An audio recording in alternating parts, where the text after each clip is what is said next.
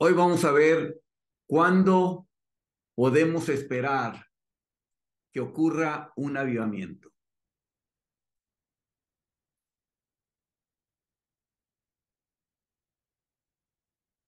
Dice, ¿no volverás a darnos vida para que tu pueblo se regocije en ti? Salmo 85, verso 6. Este salmo parece haber sido escrito poco después del regreso del pueblo de Israel del cautiverio babilónico. Viendo la bondad de Dios, el salmista estalló en una oración por un avivamiento espiritual. El sábado pasado intenté mostrar lo que no es un avivamiento espiritual, lo que es un avivamiento y las agencias a emplear para promoverlo. Los temas a los que quiero llamar tu atención esta noche, esta tarde, son cuándo se necesita un avivamiento. La importancia de un avivamiento cuando se necesita. ¿Y cuándo se podría esperar un avivamiento? ¿Cuándo se necesita un avivamiento? Cuando falta el amor fraternal y la confianza cristiana entre los cristianos. Se necesita un avivamiento. Cuando no hay el amor fraternal, hermanos, entonces se hace un fuerte llamado a Dios para que reviva su obra. Cuando hay cristianos fríos, no pueden tener, ni hay razón para tener el mismo amor y confianza entre sí que cuando están vivos y activos y llevando una vida santa. En otras palabras, no puede haber el amor de complacencia cuando hay cristianos fríos que se encuentran así.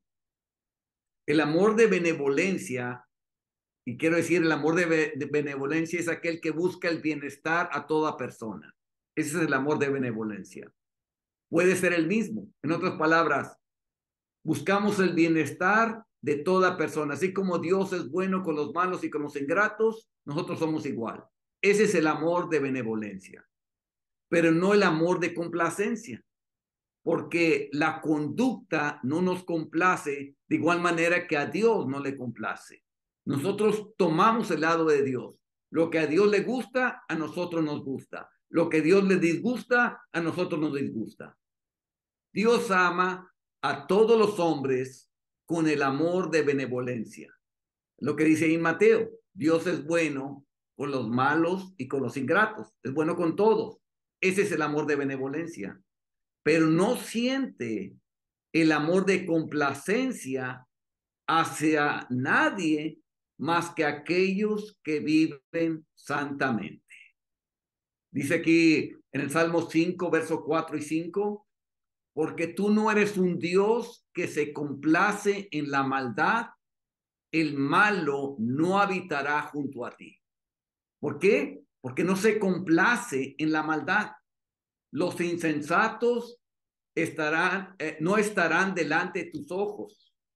Aborreces a todos los que hacen iniquidad. Aquí te rompe la falacia, el dicho que tienen hoy en día, que Dios ama al pecador, pero aborrece su pecado. No, aquí dice que aborrece a los que la hacen, la iniquidad. Aquí está claro. Aborreces a todos los que hacen iniquidad. Cuando a Dios haces promesa, no tardes en cumplirla, porque Él, sea Dios, no se complace en los insensatos. Cumple lo que prometes. Habéis hecho cansar a Jehová con vuestras palabras y decís, ¿en qué le hemos cansado? En que decís, cualquiera que hace mal agrada a Jehová y en los tales se complace. O si no, ¿dónde está el Dios de justicia? O sea, aquí Malaquías está reprobándole a aquellas personas que dice, han hecho cansar a Jehová con vuestras palabras. ¿Cuál era el mensaje que predicaban? Dice que cualquiera que hace mal agrada a Jehová y en los tales se complace. Es una mentira. Porque si es cierto eso, ¿dónde está el Dios de justicia? ¿En quiénes sí se complace? Y Samuel dijo, se complace Jehová tanto en los holocaustos y víctimas como en que se obedezca a las palabras de Jehová. Ciertamente el obedecer es mejor que los sacrificios y el prestar atención que la grosura de los carneros. Aquí está claro. Dios no se complace en ofrendas, ni en sacrificios, ni en nada. Dios se complace con aquellos que obedecen a las palabras de Dios. Se complace Jehová en los que le temen y en los que esperan en su misericordia. Entonces, con los tales, cuando hay un cristiano que vive de esta manera, entonces es fácil amarlo con el amor de complacencia. Pero cuando vemos cristianos fríos que están practicando el pecado, solamente los podemos amar con el amor de benevolencia. Buscamos el bienestar de ellos, queremos que se salven, queremos que regresen a Dios, pero no podemos sentir el amor de complacencia. No nos complacemos en ellos. Por lo tanto, los cristianos no pueden amarse mutuamente con el amor de complacencia, sino solo en proporción a su santidad, en la proporción como ellos amen a Jesús. El que tiene mis mandamientos y los guarda, Jesús dijo, ese es el que me ama. Y el que me ama será amado por mi Padre, y yo le amaré y me manifestaré a él. ¿A quiénes? Al que tiene los mandamientos y los guarda, los pone por obra.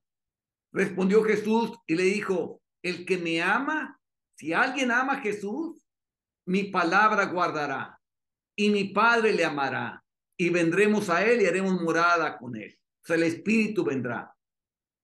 ¿Quién es el que ama a Jesús? El que guarda su palabra. Dice, el que no me ama, no guarda mis palabras. Aquí está clarito. El que no ama a Jesús, no guarda mis palabras. Y la palabra que habéis oído no es mía, sino el Padre que me envió. Aquí está muy claro. Entonces, obviamente, el que no ama a Jesús no está guardando la palabra. Entonces, el amor de benevolencia es lo único que podemos ofrecer. El de complacencia no está, porque nos duele que no amen a Jesús guardando su palabra. Si el amor cristiano es el amor de la imagen de Cristo en su pueblo, entonces nunca se podrá ejercer a menos donde esté realmente esta imagen. Una persona debe reflejar la imagen de Cristo y mostrar el espíritu de Cristo antes de que otros cristianos puedan amarlo con el amor de complacencia. Por eso se necesita un avivamiento, porque nos damos cuenta que no nos podemos amar y es cuando nosotros necesitamos un avivamiento para que se convierta bien, para que regrese a Dios y se salve.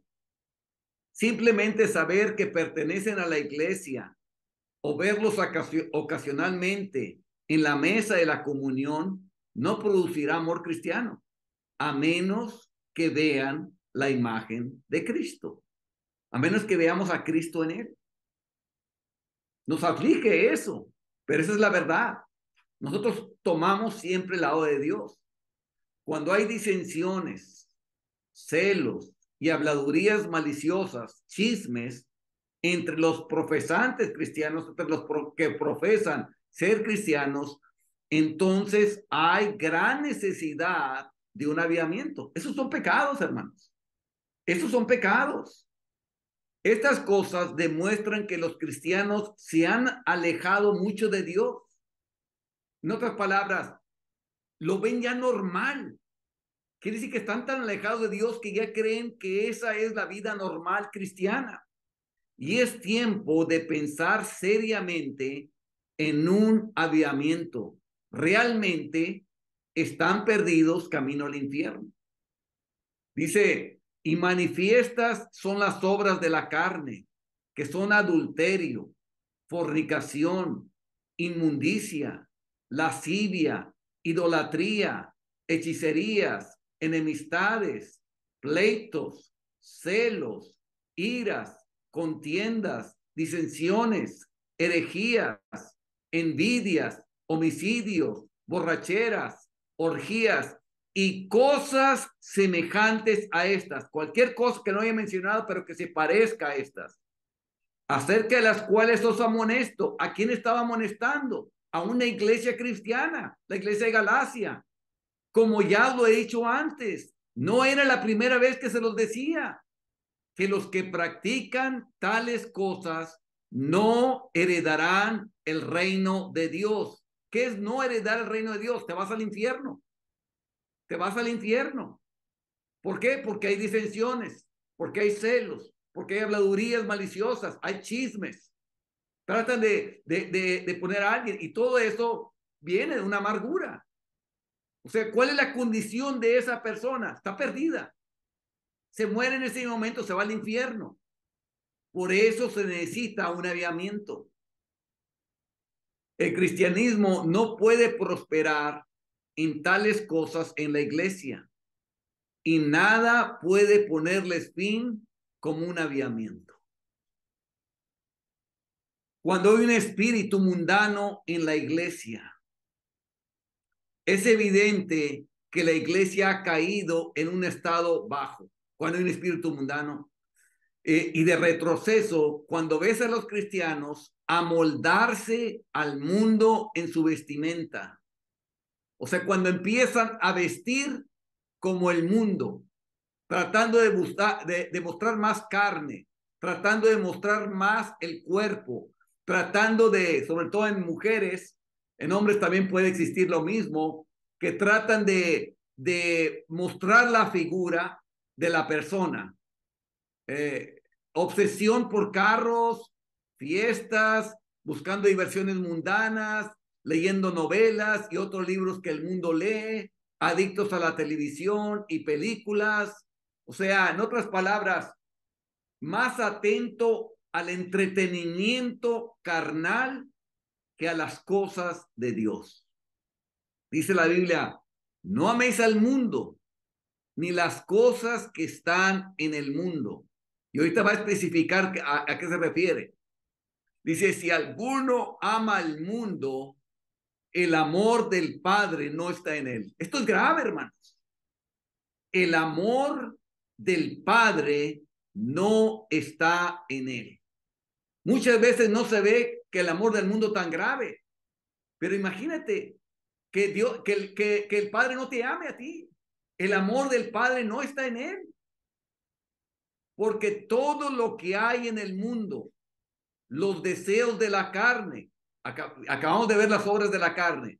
Entonces, en el mundo, cualquier cosa que apele a los deseos de la carne, eso es del mundo. Los deseos de los ojos, del entretenimiento, todo que incluya los deseos de la carne y la vanagloria de la vida que busca exaltar al hombre, busca hacerte creer que eres algo, en vez de traer un espíritu humilde, te busca promover la vanagloria de la vida. Dice, no proviene del Padre, sino del mundo. Aquí es muy fácil la regla para saber si es del mundo o no. ¿Proviene del Padre o no proviene del Padre? Esa pregunta es muy sencilla. ¿Cómo saber si es algo del mundo o no? ¿Proviene del Padre o no proviene del Padre? Si no proviene del Padre, dice, sino del mundo. Esas cosas anteriores no provienen del Padre, sino del mundo.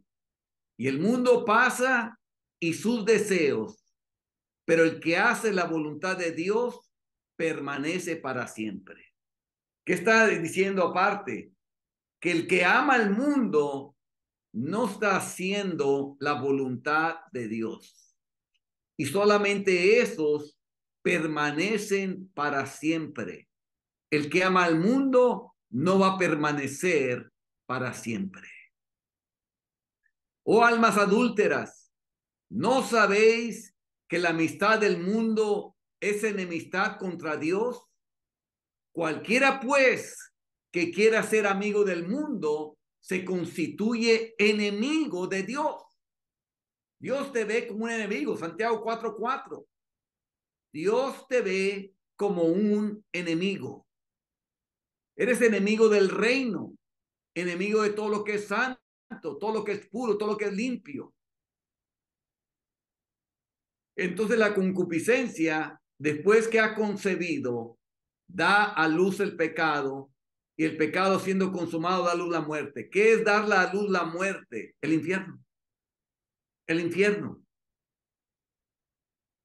Dice, asimismo te ruego, vean qué tan grave es esto, hermanos.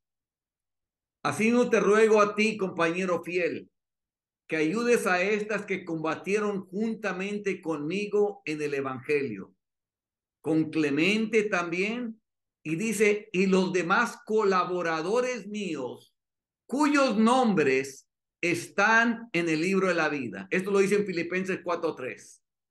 Ahora, ¿quiénes son esos colaboradores suyos cuyos nombres están escritos en el libro de la vida? Aquí te lo dice en Filemón 24. Marcos es uno, Aristarco es otro, Demas es otro y Lucas es otro. Mis colaboradores, Filemón 24. Pero ven lo que le pasa a Demas. Porque Demas me ha desamparado amando este mundo y se ha ido a Tesalónica. Según Timoteo 4:10. Se pierde Demas. Su nombre ya estaba escrito en el libro de la vida, pero por amar al mundo se perdió. Está en el infierno. Vean lo grave que es.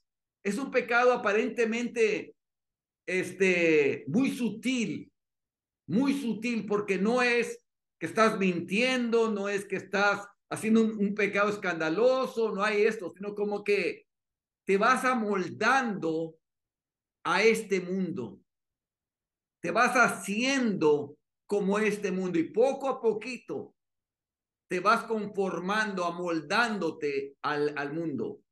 En Romanos nos dice que nosotros debemos salirnos de esa metamorfosis. En Romanos 12, hermanos. Entonces, es grave este pecado, porque uno que fue un colaborador de Pablo, que estuvo plantando iglesias y andando para adelante, haciendo la obra con él, y luego por el amor al mundo se pierde ya con su nombre escrito en el libro de la vida, hermanos. En ese tiempo, cuando estaba en el tiempo de Filipenses, todavía estaba escrito. Unos pocos años después, se va amando este mundo y se pierde.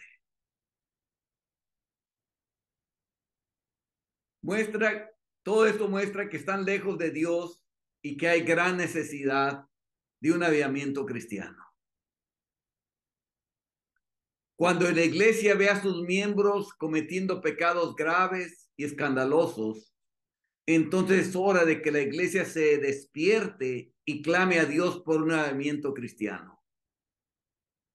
Cuando tales cosas están sucediendo, dando a los enemigos del cristianismo una ocasión de reproche, es tiempo de que la iglesia le pregunte a Dios, ¿qué sucederá con tu gran nombre? Eso es lo que más importante, hermanos, lo que debe llevar siempre todo cristiano en su corazón. ¿Qué es lo que nos interesa? El nombre de Dios. El nombre de Dios. ¿Cómo va a afectar a Dios esto? Porque como está escrito, el nombre de Dios es blasfemado entre los gentiles por causa de vosotros. Pero hubo también falsos profetas entre el pueblo, como habrá entre vosotros falsos maestros. ¿Qué van a hacer? Que introducirán encubiertamente, o sea, escondidas, como no claros, herejías destructoras, y aún negarán al Señor que los rescató, atrayendo sobre sí mismos destrucción repentina. Y muchos seguirán sus disoluciones. O sea, mucha gente va a ser atraído por este evangelio rebajado y barato, que lo van a introducir encubiertamente, apapachando el pecado de la gente. Dice, atrayendo sobre sí mismo destrucción repentina, y muchos seguirán sus destrucciones, por causa de los cuales el camino de la verdad será blasfemado. ¿Cuántas veces yo anduve ahí en campañas viendo cómo los predicadores de prosperidad eran causa de que el camino de verdad sea blasfemado? Mucha gente no quería escuchar la palabra porque pensaban que era puro dinero, que la gente solamente iban por el dinero. Y todos esos predicadores que andaban predicando prosperidad solamente iban por el dinero. Entonces, el camino, la verdad, se ha blasfemado y por causa de eso es más difícil el evangelismo. Ya están escamados. Dice, y por avaricia, ahí está hablando de ellos, harán mercadería de vosotros con palabras fingidas sobre los tales, ya el largo tiempo la condenación no se tarda y su perdición no se duerme. Según de Pedro 2, 1, 3. O sea, son ciegos, guías de ciegos. Pero si el ciego guía al ciego, ambos, no solamente el predicador, sino el que lo sigue, caerán en el mismo infierno. Por eso se necesita un avivamiento, hermanos. Cuando hay un espíritu de controversia en la iglesia o en la tierra, se necesita un avivamiento. El espíritu del cristianismo no es el espíritu de la controversia. No puede haber prosperidad en el cristianismo donde prevalece el espíritu de controversia. En la iglesia metodista actualmente hay un espíritu de controversia porque le abrieron las puertas a los sodomitas. Los estiman como cristianos. Entonces está a punto de haber una división inmensa en esa denominación, porque unos están en contra y otros están a favor. Y existe esa controversia. Oye, si te vas a la Biblia, simplemente das cuenta. Imagínense la iglesia que fundó Wesley, que ahorita le abrieron la puerta a los sodomitas dentro del ministerio, dentro de la congregación, hermanos. Vean nomás lo que está ocurriendo. Se necesita un avivamiento ahí. Cuando los malvados triunfan sobre la iglesia y la insultan, es hora de buscar un avivamiento cristiano. Hermanos, ahorita estamos viviendo ese tiempo. Hacen chistes, hacen cuanta cosa, insultan a la iglesia y ya no hay respeto, porque la iglesia se ha acomodado a ellos, porque anda buscando la aprobación del mundo en vez de buscar la aprobación de Dios. Cuando los pecadores son descuidados y estúpidos y se hunden en el infierno sin preocupación, es hora de que la iglesia se movilice. Y ahorita lo estamos viendo, hermanos. Ya ustedes salieron a predicar, ya saben cómo está allá afuera. La gente no está receptiva. La gente está acomodada, está a sus anchas. Piense que sin Cristo reináis y no necesitan de nada y se están yéndose al infierno. A borbotón están yéndose todos ellos, hermano.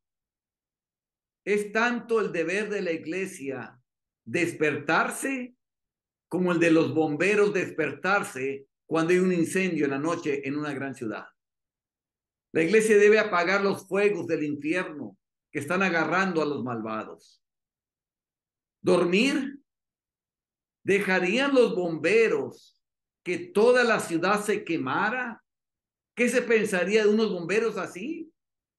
¿No los meterían a la cárcel, hermanos, por negligentes, por no acudir al llamado, por no estar buscando pelear contra ese fuego que va a quemar a toda la ciudad? ¿Qué se pensaría de unos bomberos así?